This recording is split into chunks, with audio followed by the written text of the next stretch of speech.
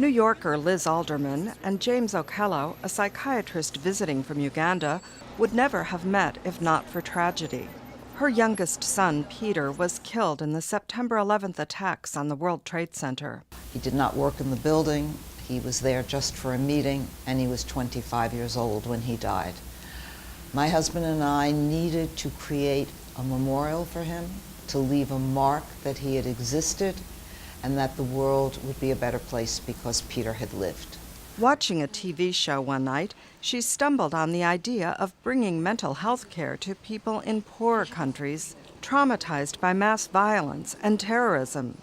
The first Peter C. Alderman Trauma Treatment Clinic opened in Cambodia in 2005 and was so overwhelmed with patients that a second clinic was established nearby the following year.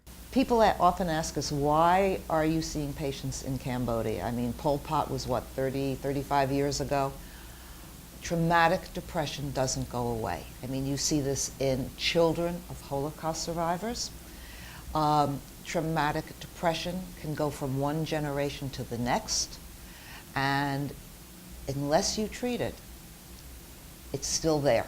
In Uganda, where there are 4 clinics, patients include many former child soldiers and others abducted into war over 2 decades by the Lord's Resistance Army. James Okello directs the clinic in Gulu in the north, which helps patients through counseling, group therapy, and psychopharmacology. I think almost every trauma, if there's no form of intervention, definitely there's going to be a problem. We also sometimes talk about delayed post-traumatic stress disorder. That there's usually the concept that when the guns stop firing, then the mind starts firing. So a lot of these things happen when the emergency situation is long gone.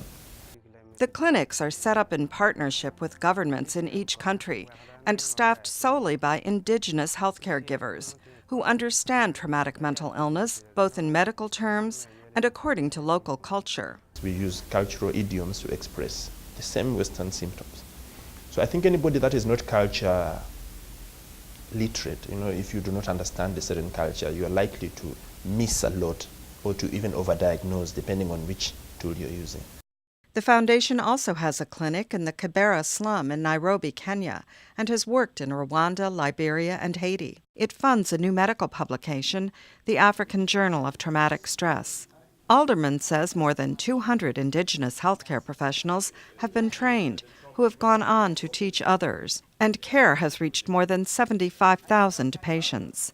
Carolyn Weaver, VOA News, New York.